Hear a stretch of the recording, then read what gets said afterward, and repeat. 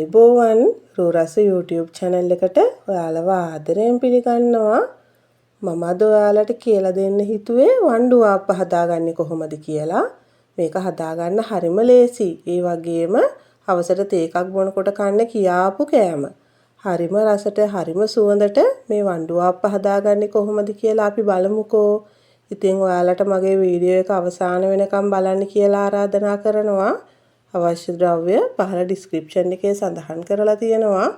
ඉතින් අපි හදලා බලමු නේද? අද මම මෙතන හාල් පිටි කෝප්ප දෙකක් අරගෙන තියෙනවා. කඩේ තියෙන සාමාන්‍ය හාල් පිටි පැකට් එකකින් කෝප්ප දෙකක් තමයි මම ගත්තේ. ඉතින් ඔයාලට තෙත හාල් පිටි උනත් ගන්න පුළුවන්.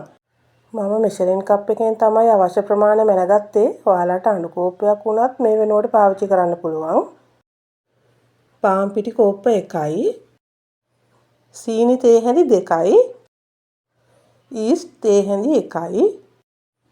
පොල් කිරි කෝප්ප 2මාරක් අරගෙන තියෙනවා. ඔයාලට මේ වෙනුවට වතුර ගන්නත් පුළුවන්. හැබැයි පොල් කිරි ගත්තොත් රස වැඩි. මුලින්ම මම හාල් පිටි වලට පාන් පිටි දා ගන්නවා.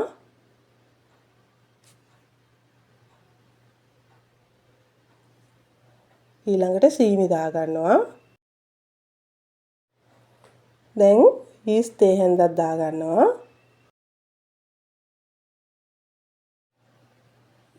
ඊළඟට මේ ටික කලවම් කරගන්න ඕන.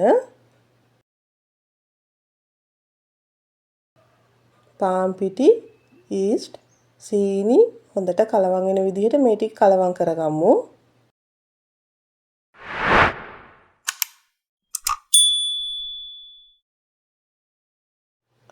දැන් පොල් කිරි ටික ටික දාගෙන ඝන බැටර් එකක් හදා ගන්න ඕන. තෙත හාල් පිටි වලට වැඩිය කඩෙන් ගත්තු වියලි හාල් පිටි වලට පොල් කිරි ඕන. තෙත හාල් පිටි ගන්නවා නම් පොල් කිරි ඕන වෙන ප්‍රමාණය මීට වැඩිය අඩුයි. ඔයාලා ගන්න හාල් පිටියක අනුව පොල් කිරි ටික ටික දාලා බලන්නකෝ කොයිතරම් ප්‍රමාණයක් යයිද කියලා. මට නම් පොල් කිරි කෝප්ප 2මාරක් ගියා. ඔයාලට පොල් කිරි වෙනුවට වතුර දාගන්නත් පුළුවන්. හැබැයි පොල් කිරි දාගත්තාම හරිම කිරි රසයි.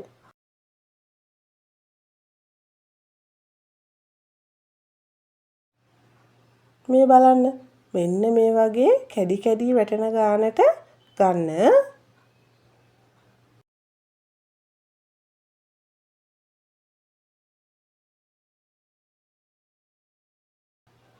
ඔන්න ඔයාලා හොඳට පදම බලා ගන්නකෝ. මීට වැඩිය දියට ගන්න එපා. දැන් මේක පැය එකමාරක් විතර වහලා පැත්තකින් තියා ගන්න ඕන. අපි එතකන් පැණිපොල් මිශ්‍රණය හදාගමු. පැණිපොල් මිශ්‍රණය හදාගන්න පොල් කෝප්ප 2ක් අරගෙන තියෙනවා. සීනි කෝප්ප 2යි. වැනිලා තේ හැඳි 1යි. ලුණු තේ හැඳි භාගයයි. වතුර කෝප්ප 1ක් අරගෙන තියෙනවා. මම භාජනයක් ලිපේ තියලා ඒකට සීනි හැඳි 2ක් දා ගන්නවා.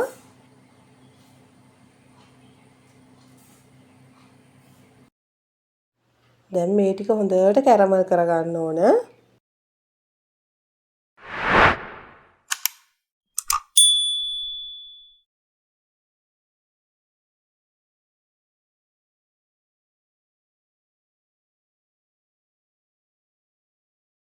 දැන් මේ ගානට ආවට පස්සේ මම වතුර එකතු කරගන්නවා.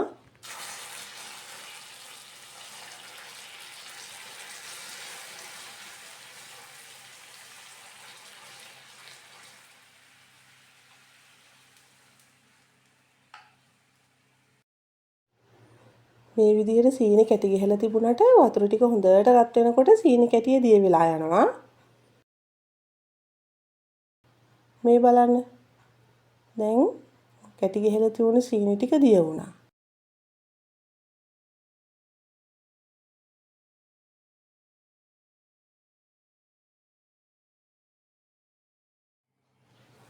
ඊළඟට ඉතුරු සීනි ටිකත් මේකට එකතු කරගන්නවා. දැන් මේ සීනි ටික හොඳට දිය කරගන්න ඕන.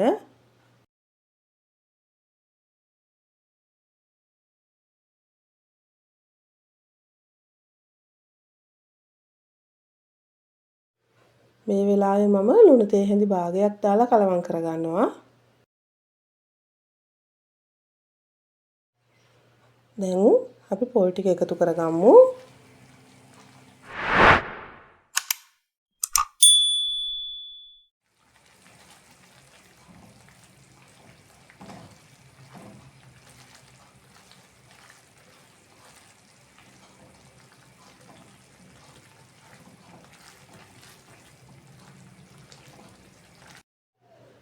දැන් වෙනිලා තේ හැඳකුත් එකතු කරගත්තා.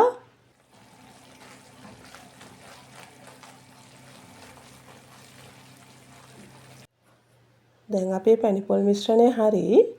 අපි මේක නිවෙන්න පැත්තකින් තියාගමු.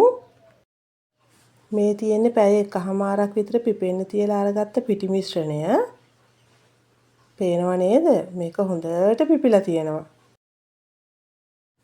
දැන් අපි මේක පොඩ්ඩක් කලවම් කරගමු.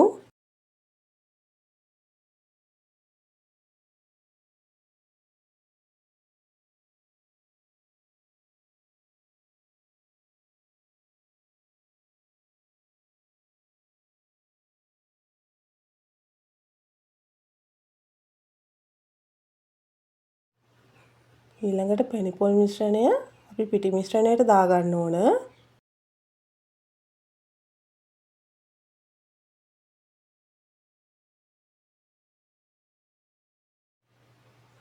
දැන් පැණිපොල් ටික පිටි මිශ්‍රණය හොඳට කලවම් කරගන්න ඕන. ඔයාලා මේ වෙලාවේ ලුණු ඇද්ද කියලා බලන්න. ලුණු මදි නම් දාගන්න. මොකද අපි පිටි මිශ්‍රණයට ලුණු දාගත්තේ නෑනේ. පැණිපොල් එකට විතරයි ලුණු තේ හැඳි භාගයක් දාගත්තේ. හැබැයි මට නම් මේ ගානට ලුණු ඇති. ඔයාලට මදි නම් ඔයාලා ලුණු බලලා දාගන්න.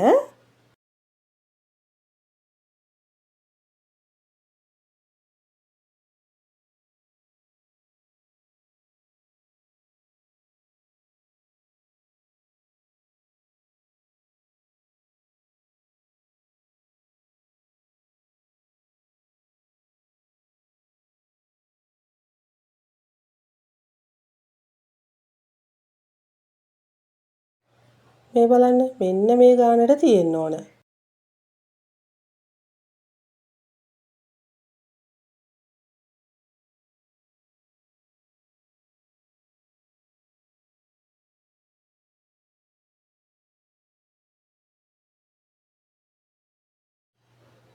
මේ වණ්ඩු ටික හදාගන්න මේ කප් ටික මම ගත්තා.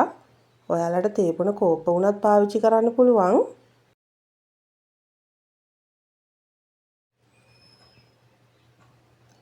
මම කැන්ද කොලයක් අරගෙන කප් එකට තියලා ඒකට තමයි වණ්ඩු ටික දාගන්න ලෑස්ති කරගත්තේ.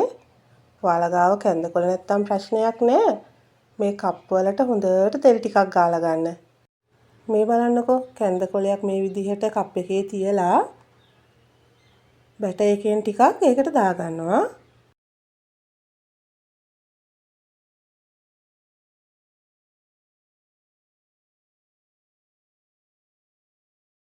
ඊළඟට පොඩ්ඩක් තට්ටු කරගන්න. එතකොට ගානට කොලේ කප් එක ඇතුළට බහිනවා.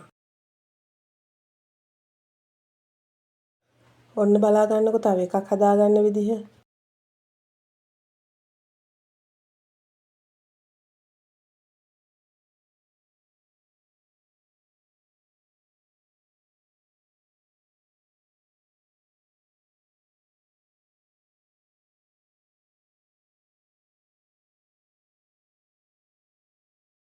මේ විදිහට මම කප් 4ටම පුරව ගත්තා.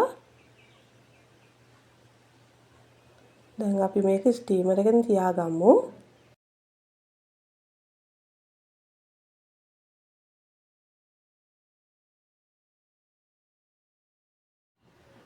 දැන් මේ ටික විනාඩි 20ක් විතර හොඳට ස්ටීම් කරගන්න ඕන.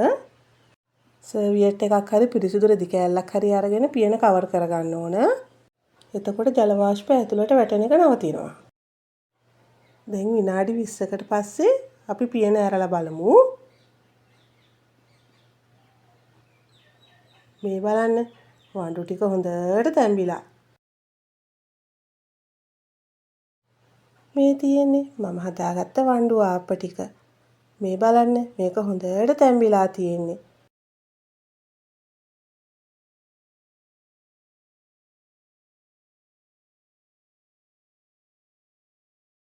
මම ඔයාලට එකක් කඩලා පෙන්නන්නම්. මේ බලන්න පුළුන් වගේ හොඳ සොෆ්ට් එකට තියෙනවා. ඒ වගේම හරිම සුවඳයි. හරිම රසයි. ඉතින් ඔයාලත් හදලා බලලා රස කොහොමද කියලා මට කියන්නකෝ. මගේ වීඩියෝ එක හොඳයි නම් ලයික් එකක් දාලා යාළුවන්ටත් බලන්න ෂෙයා කරන්න. ඔයා මගේ channel එකට අලුතින් එකතු වුණු කෙනෙක් නම් මාව subscribe කරන්නත් අමතක කරන්න එපා. මගේ වීඩියෝ එක බලපු ඔයාලට ගොඩාක් ස්තුතියි. තවත් මේ වගේ වීඩියෝ එකකින් අපි නැවත හමු වෙමු.